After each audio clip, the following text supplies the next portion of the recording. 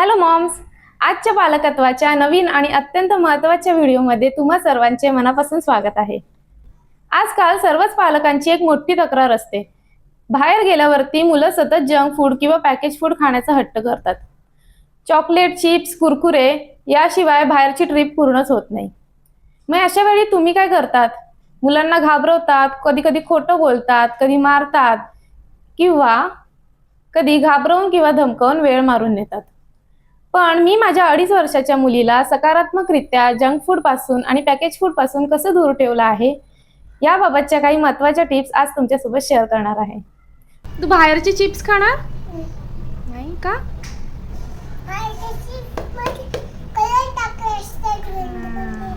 त्यामुळे आता ती स्वतःहूनच सांगते की मला बाहेरचे चॉकलेट्स किंवा चिप्स नको, कारण त्याने पोटात दुखतं, ते गंधू असतं, त्याला कलर्स असतात। हे तिला कसं माहित झालं किंवा हे कसं शक्य झालं की ज्यामध्ये तिला कितीही आता प्रलोभनं दाखवली की तू चॉकलेट्स खा, चिप्स खा किंवा आजूबाजूचे इतर मुलंही खात असले तरी ती त्यासाठी हट्ट करत काहीच खाते नाही। हे मी कसं अचीव केलं हे आजच्या या व्हिडिओमध्ये मी शेअर करणार आहे। टिप नंबर 1, रोल मॉडेल बना। जर तुम्हाला इच्छा असेल की तुमच्या मुलांनी बाहेरच्या पॅकेज फूड किंवा जंक फूड साठी हट्ट न करावा, तर तुम्ही त्यासाठी त्यांच्या समोर कधीही जंक फूड खाऊ नका, कारण या वयातले मुलं हे कॉपी कॅट असतात।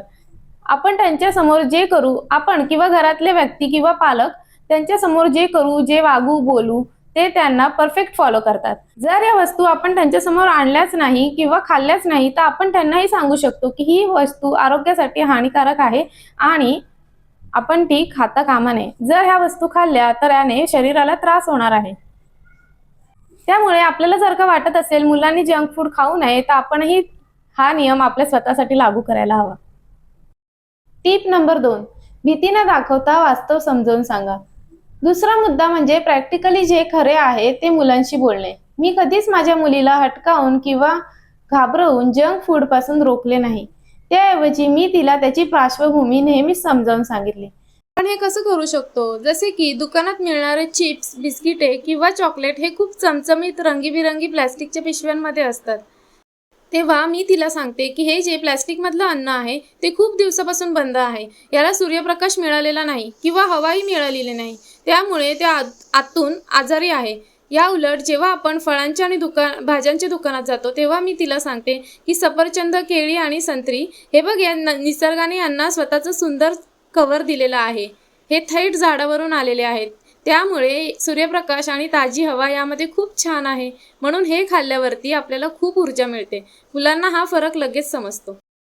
कोल्ड्रिंक्सच्या बाबतीत मी तिला सांगितलेलं आहे की जे पॅकबंद ज्यूस असतात त्यामध्ये साखर, केमिकल्स आणि कलर्स टाकलेले असतात, ते पिलं की पोट फुगतं, दात किडतात आणि शरीराला कोणतीच शक्ती मिळत नाही। पण जेव्हा आपण घरी लिंबू पाणी, शहाळाचं पाणी किंवा ताज्या फळांचा रस पितो, तेव्हा आपल्याला खूप छान एनर्जी येते, चेहऱ्यावरती एक खूप छान चमक येते आणि आपल्याला खेळायला खूप छान ताकद मिळते। आता तिला खेळायला ताकद हवी असते, त्यावेळी स्वतःहून ती जंक फूड ऐवजी घरच्या हेल्दी पर्यायांची निवड करते। असे नाही की तुम्ही आज उद्या एकदा दोनदा तीनदा सांगितले त्यानंतर मुलांनी लगेच ऐकायलाच हवे। मुलांना प्रत्येक वेळी एखादा व्यक्ती जर बाहेरचे जंक फूड खात असेल, त्यावेळी ते पॉइंट आउट करून दाखवणे महत्त्वाचे असते। एखाद्या मुलाचे जर दात किडलेले असतील तर ते दाखवणे महत्त्वाचे असते की याचे दात किडले कारण त्याने जंक फूड किंवा चॉकलेट्स खाल्लेत।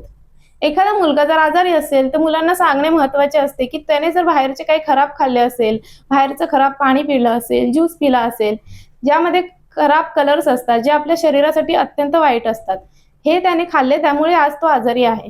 जेव्हा तुम्ही मुलांना हे वेळोवेळी सांगत राहाल, त्यांच्या मनावर बिंबवत राहाल, त्यावेळी त्याचा इफेक्ट मुलांच्या मनावर नक्कीच होतो आणि यामुळे त्यांना देखील जाणीव होते की बाहेरचे पदार्थ हे जरी अट्रॅक्टिव्ह पॅकेजेसमध्ये पॅकिंग केलेले असले तरी ते हेल्थसाठी अजिबात चांगले नसतात। मार्केटमधील जंक फूड वर्सेस हेल्दी फूडची ओळख करून द्या। जेव्हा आपण मुलांना थेट सांगतो की हे खाऊ नको, तेव्हा त्यांना त्यामागचं कारण समजत नाही। म्हणूनच मी माझ्या मुलीला दुकानात किंवा सुपरमार्केटमध्ये घेऊन जाते आणि तिथेच तिला खऱ्या आणि खोट्या अन्नाचा फरक शिकवते। टिप नंबर 3, घरातल्याच वस्तू आणि पदार्थ त्यांना छान सुंदररित्या व्हरायटी ऑफ शेप्समध्ये, कलर्समध्ये, डिझाईन्समध्ये डेकोरेशन करून दिले तर त्यांना ते खाण्यात मजा वाटेल। आणि बाहेरच्या पदार्थांचे जे अट्रॅक्शन आहे ते यामुळे कमी होईल. जर का तुम्ही वर्किंग मॉम असाल आणि तुम्हाला मुलांसाठी आठवडाभरासाठी काहीतरी स्नॅक्स बनवून ठेवायला वेळ नसेल, तर आजकाल मार्केटमध्ये खूप हेल्दी आणि ऑथेंटिक ऑप्शन्स आहेत, ज्यामध्ये without palm oil, without refined sugar, without मैदा असे खूप हेल्दी प्रोडक्ट्स असतात, जे आपण मुलांसाठी नक्कीच यूज करू शकतो.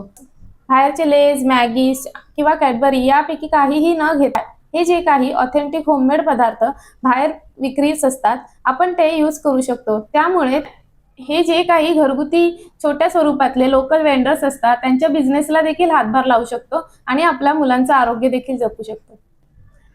तर पालकांनो, आजचा हा व्हिडिओ, माझा अनुभव आणि माझे विचार तुम्हाला कसे वाटले हे मला कमेंट्समध्ये नक्की सांगा.